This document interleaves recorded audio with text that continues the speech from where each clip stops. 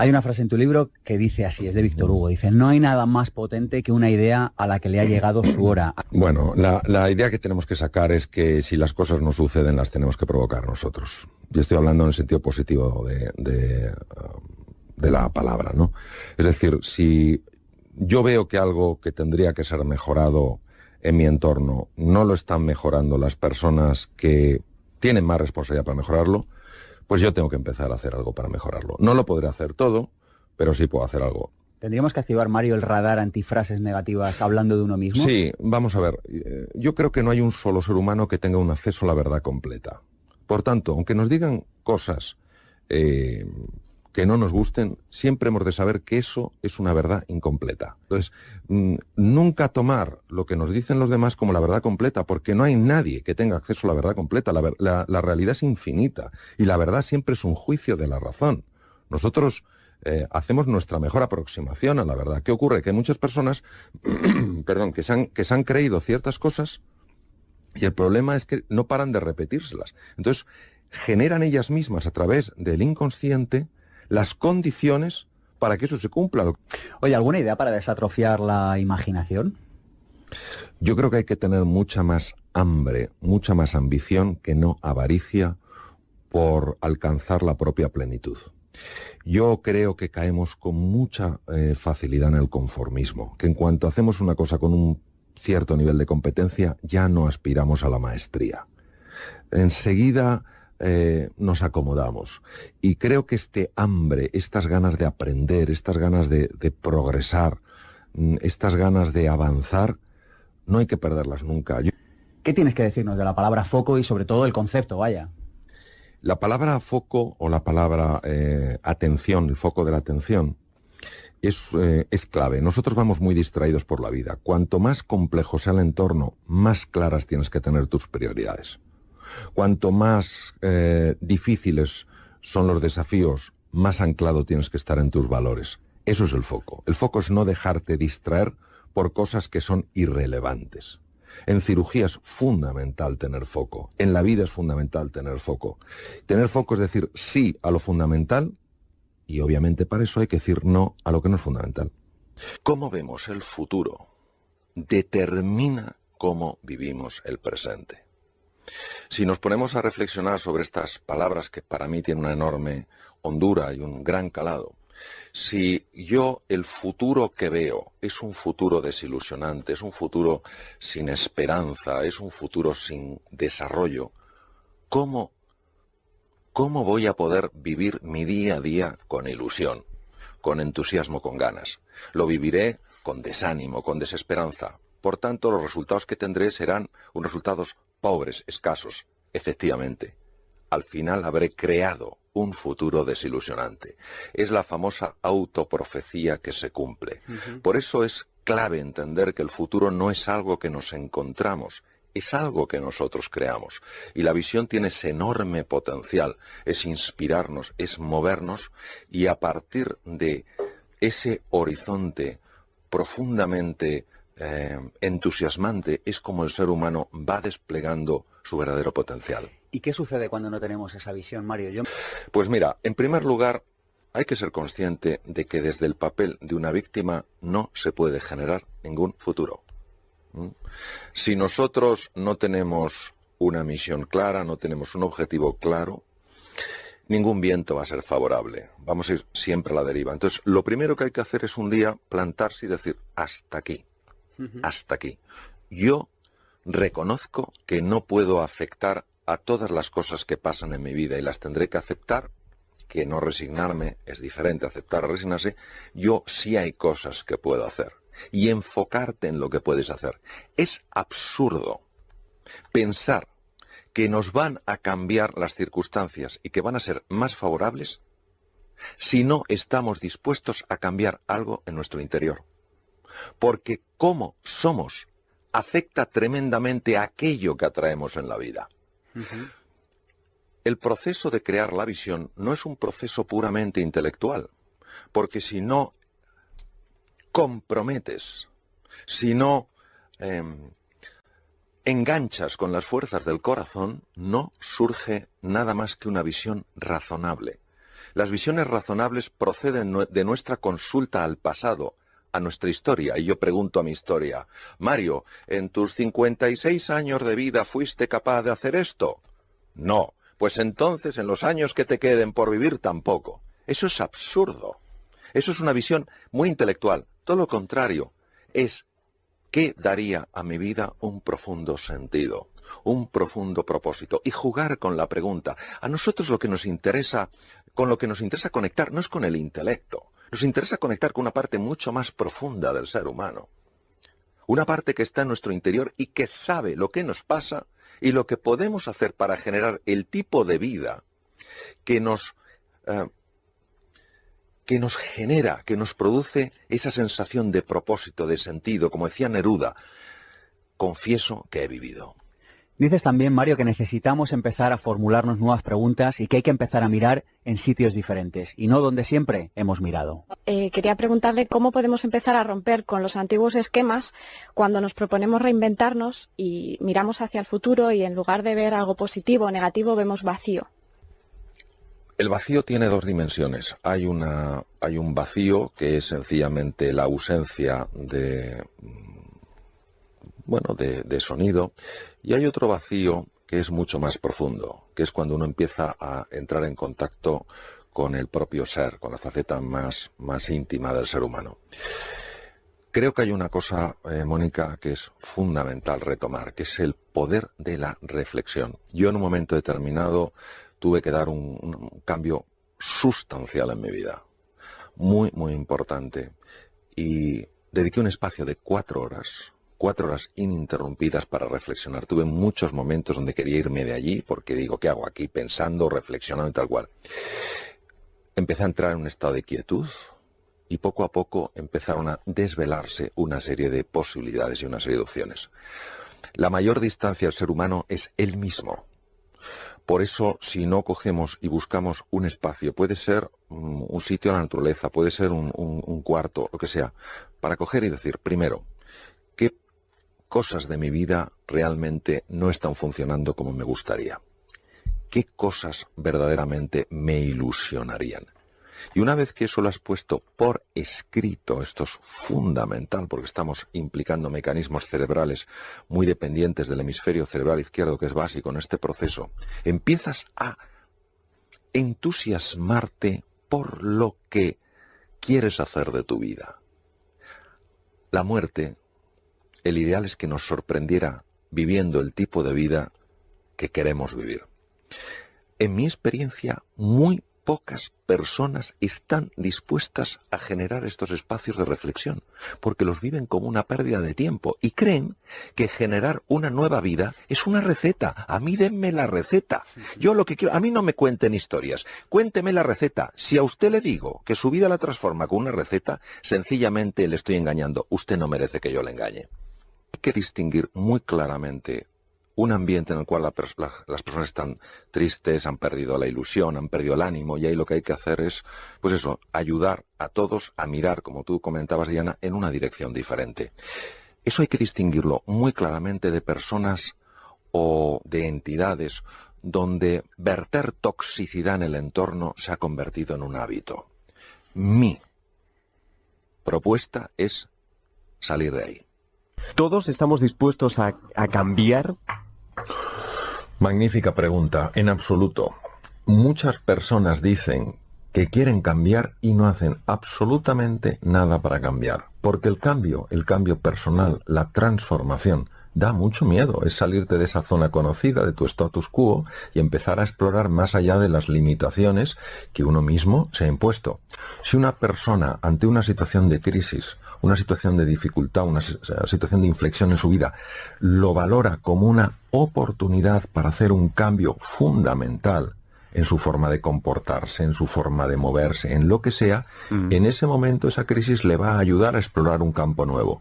Si una persona ante una crisis empieza a valorarlo como una desgracia, como un espanto, como algo terrible, la propia emocionalidad que surge de ese diálogo interno le va a impedir encontrar posibilidades aunque las tenga delante de las narices.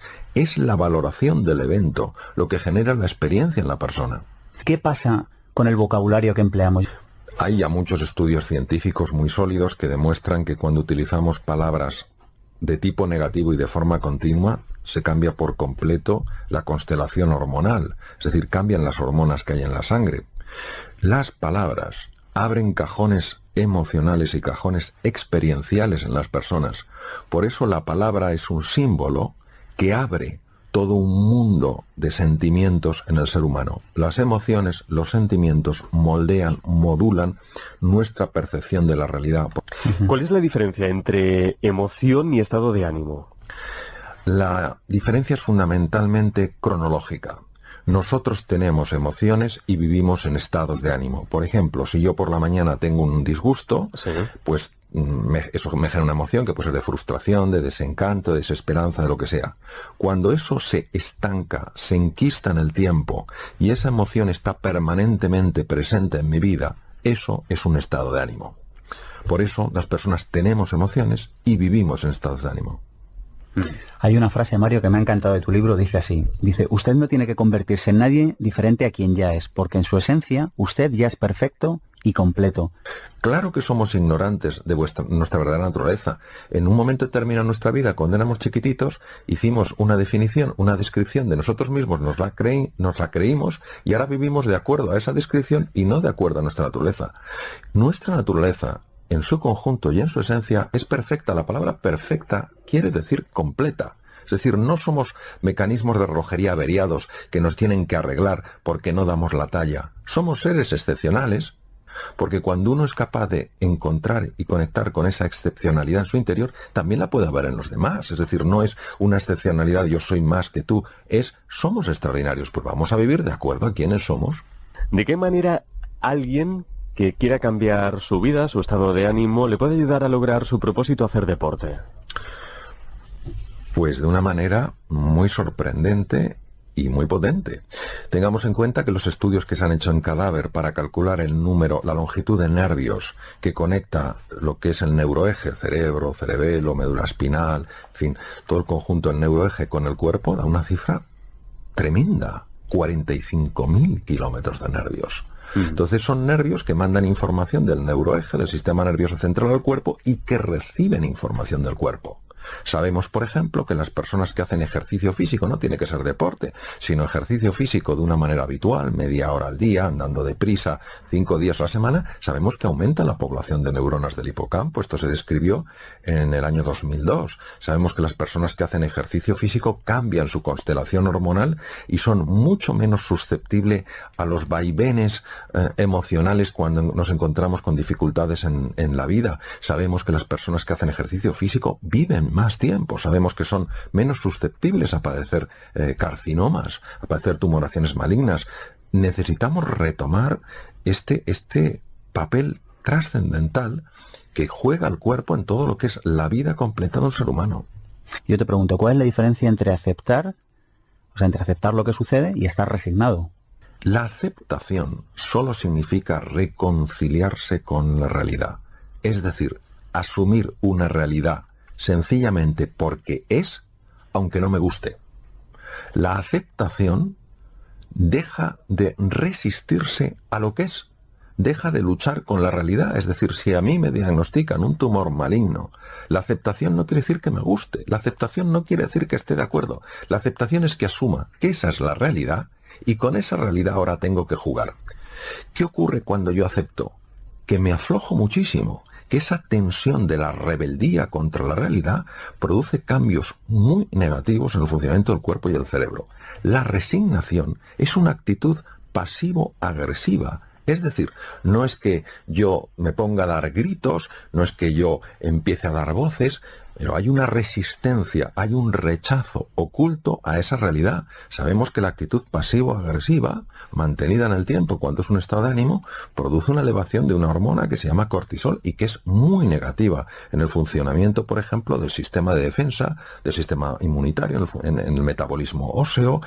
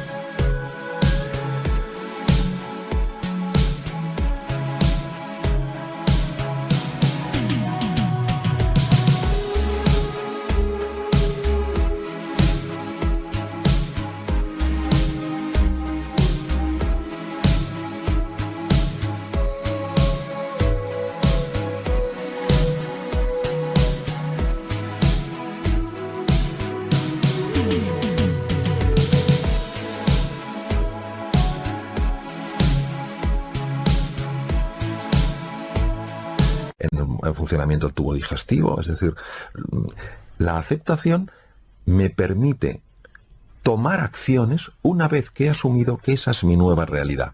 ¿Cómo controlar esos estados de ánimo, doctor? ¿Y cómo eliminar el miedo al miedo? En primer lugar, nuestra relación con el miedo tiene que cambiar drásticamente. Claro. Nosotros jamás habríamos podido llegar donde estamos si no tuviéramos centros capaces de reconocer el peligro. Entonces el problema no es cuando tenemos miedo, sino cuando el miedo nos tiene a nosotros. Entonces, cuando eso nos ocurre, yo prefiero llamarlo pánico. El pánico genera reacciones muy poco pensadas. Por ejemplo, bloqueo muy frecuente de ver hoy en día. Otro es una reacción de rechazo, es una resistencia, es una ira, muchas veces sin tener claro hacia qué te estás enfrentando, y otro directamente es la huida. ¿Cómo gestionar los estados del ánimo? Los estados de ánimo son estados del alma. La palabra ánima es alma. Los griegos la definían como aliento, como viento. Pues es algo que requiere honestamente mucho trabajo. Mucho trabajo. La gestión de los estados de ánimo no es una cosa en general que se aprenda en poco tiempo. Requiere mucho compromiso, requiere mucha determinación, persistencia y paciencia. ¿Por qué? Porque muchas de nuestras conductas son puras reacciones automáticas. Nosotros no somos conscientes hasta qué punto los automatismos operan en nuestra vida. ¿De qué manera, cuál es el camino, al menos en mi experiencia, para gestionar los estados de ánimo? Son 4 fases. La primera es conocerse. Tenemos que conocernos un poco. ¿Conocernos para qué? Conocernos para comprendernos.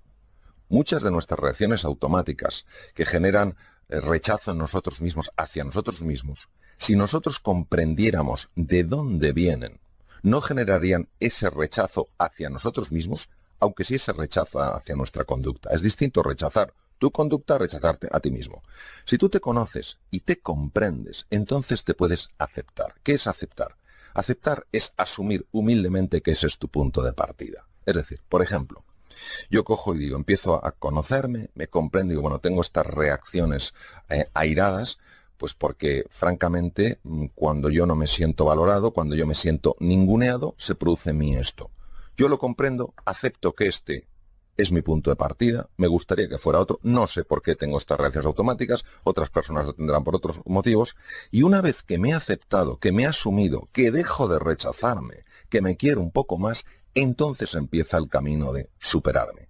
¿Cómo me voy a superar si no me conozco? ¿Cómo me voy a superar si no me comprendo? ¿Cómo me voy a superar si estoy constantemente en lucha conmigo mismo? Estamos en una auténtica travesía del desierto y hay que tener el corazón muy insensibilizado para no darse cuenta de hasta qué punto hay personas que lo están pasando francamente mal. Y lo pase uno no tan mal, mejor o muy bien, no puede ser insensible al sufrimiento de muchas personas que han hecho todo lo que han podido por salir adelante y no están saliendo adelante, no por su falta de méritos o de capacidad, sino porque vivimos en un entorno en gran parte muy dañino, más que dañino, muy complejo, donde hemos perdido muchas referencias que son esenciales para encontrar nuestra felicidad. Sobre lo que comentas, Manolo, ¿cómo voy a estar yo en desacuerdo? El propio Gandhi decía, en su mundo de la India, una India muy compleja, una India con enorme grave pobreza, decía, a un pobre no le hables nada más que de pan. No le hables de cohetes, no le hables de cosas raras. Pues lo mismo, es decir, a una persona que está pasando una situación muy compleja, que ve que no puede pagar su hipoteca, que ve que tiene dificultades con el colegio de los niños porque no puede pagarlos, etcétera, etcétera, si le hablas de planos elevados, tienes que hablarle, pero conociendo.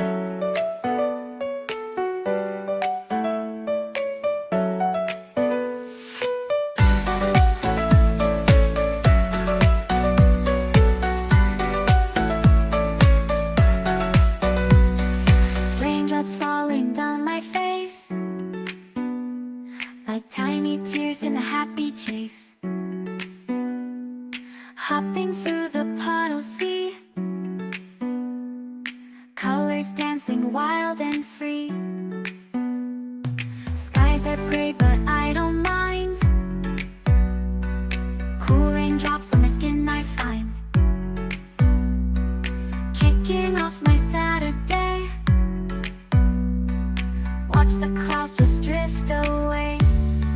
Rainbow in the rain, what a sight. Colors shining oh so bright. Dancing in the streets, so bright. Everything will be alright.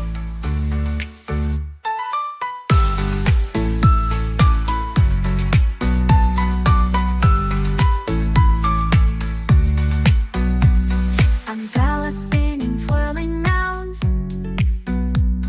A colorful halo on the ground. Music playing on the sand. Skipping beats, the heart will sway. Feel the world come out to play. Lightning cracks, but don't you fear. Magic shines when skies are clear.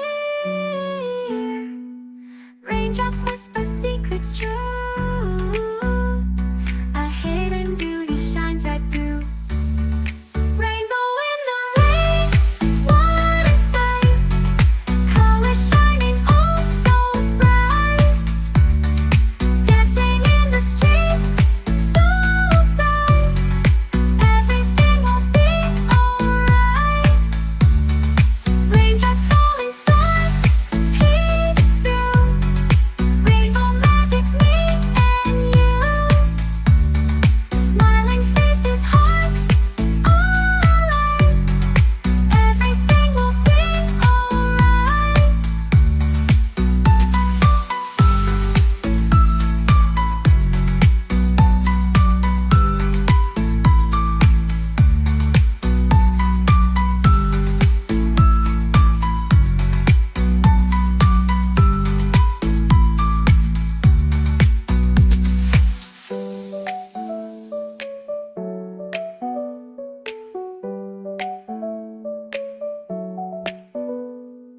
Raindrops falling, sun peeks through. Rainbow magic, me and you.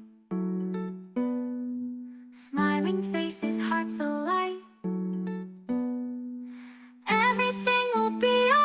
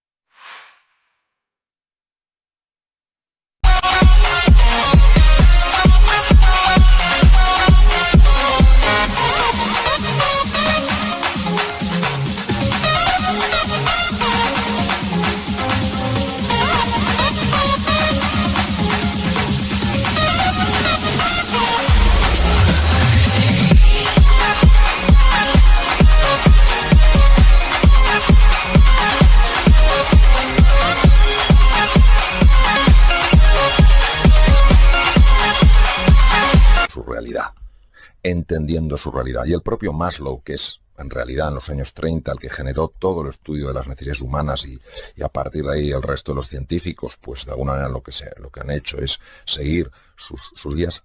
Él decía que las necesidades fisiológicas son las básicas. Para hablar de la trascendencia, pues tienes que cubrir esas necesidades. Ahora bien, dicho esto, añadiré lo siguiente. Hay personas que pasándolo muy mal no caen en la desesperanza. Hay personas que pasándolo muy mal no caen en el absoluto victimismo. Es decir, incluso en las peores circunstancias externas, ante las peores adversidades, la historia demuestra, no con muchos ejemplos, sí con algunos, que el ser humano es libre para tomar una resolución, que es la siguiente. Yo no puedo cambiar en este momento lo que me está ocurriendo.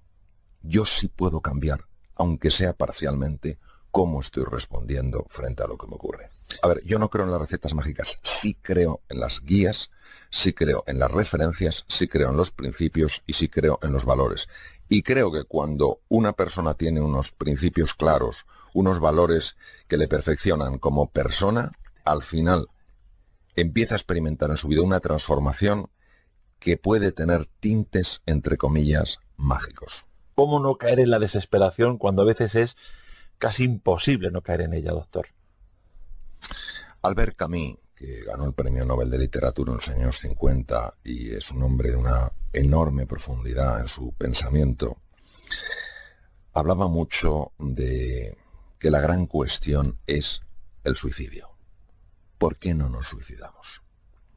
Y cuando nosotros nos hacemos esta pregunta tan dura, tan difícil y tan profunda, nos damos cuenta de que no nos suicidamos porque hay cosas en nuestra vida que son hermosas. Hay cosas en nuestra vida que son valiosas, aunque a veces, lamentablemente, no las valoremos.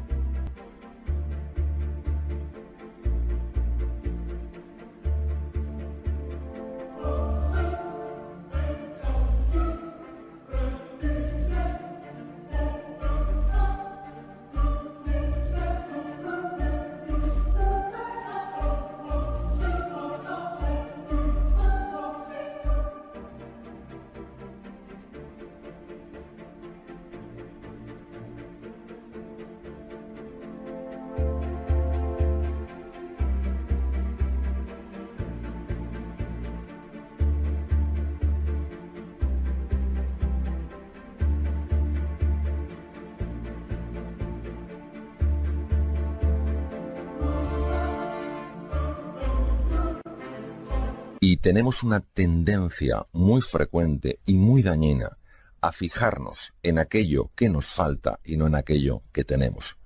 Cuando nosotros nos hacemos una pregunta que es ¿qué tiene sentido en mi vida hoy? Y empezamos a salir de ese pozo de desesperanza, de esa negrura, nos daremos cuenta de que tenemos muchas cosas para sentir agradecimiento. Si nos enfocáramos un poco más en eso, lograríamos un mayor equilibrio en nuestra vida. Nosotros sabemos por estudios que existen en neurociencias que cuando una persona está más equilibrada, su cerebro funciona radicalmente, de una manera radicalmente diferente. Aumenta la conexión entre las neuronas, la neuroplasticidad. Esto implica que la persona aumenta sus capacidades cognitivas, aumenta su inteligencia, aumenta su creatividad, aumenta su imaginación. Y por tanto, puede encontrar alternativas donde antes no había ninguna.